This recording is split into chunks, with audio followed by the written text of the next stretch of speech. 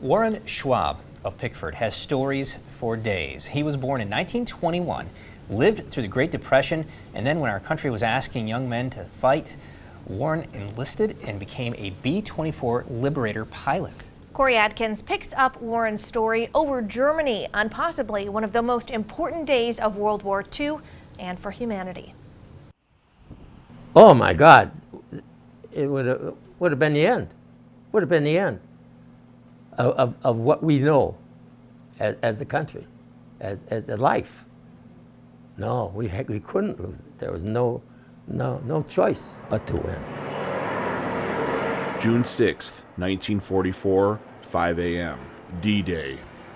Even before the Allied forces landed at Normandy, Warren Schwab and his crew were about to drop bombs on the enemy. We were flying over Munich, Germany, and that was a very significant day of my life too, because I didn't think I was going to come back. I mean, in fact, I knew I was going to die. But even in the face of death, his squadron had a job to do: take out the German industrial complex in Munich. They had 115 guns surrounding the city, and each one of them was pumping up the shells. And what they do, the Germans they know better than to send their fighters into a formation of bombers. German pilots would never take a B-24 bomber head-on. Each aircraft in the bomber has 10 50 caliber machine guns.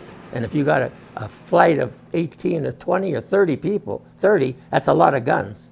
And it's a suicide mission to try to attack a bomber. So the German pilots would fly up to the altitude of the B-24s, but out of gun range, and then wire back the bomber's position. They had us right on.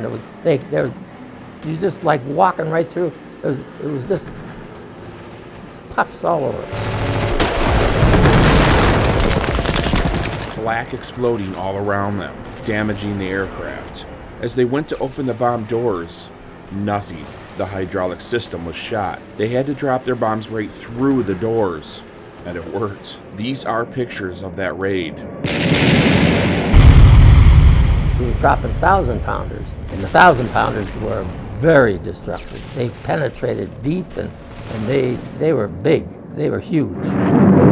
They accomplished their mission and dropped all their bombs, but their plane was a wreck, filled with holes. My co-pilot was shot up. He got hit with flak in his whole side and his abdomen and his hip, and the rest of the shell went out through and went over my head out the top of the aircraft. And though they were headed home, they weren't out of trouble yet. They still had to land, and the hydraulics were out. We had no brakes, couldn't put the flaps down, get the gear down, had to do a chandelle to the left and a chandelle to the right, which means that you tip the airplane up and let gravity drop the landing gear into place, then go up and do the other one, then kick out the nose gear before you could even try to come in for a landing. And because they had to drop their bombs straight through the bomb bay doors, they were stuck open.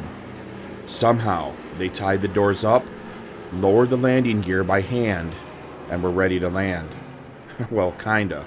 Remember, they didn't have brakes. Warren came up with a plan. Had the two gunners and the waist gunner tie their parachutes to their guns. Anyway, we landed, they popped their chutes, and we slowed down and just cruised off of the end of the runway into the field. It was a very bad day. A bad day, yes, but Warren and his crew made it. And you won't believe how many holes were in that B-24. And the airplane had 92 holes in it. That's just one of Warren's stories from World War II. He flew more than 20 missions. He also served in Korea and Vietnam. He's lived enough life to fill 10 documentaries, maybe more. Now at 99, he lives in Pickford, still drives, and loves to play piano. The secret is to get up with a positive attitude and have something to do every day, something to look forward to. He turns 100 in February, and I don't think we've heard the last from Warren Schwab. I had a very fine life, and so I feel very blessed. For Northern Michigan in Focus, I'm Corey Adkins.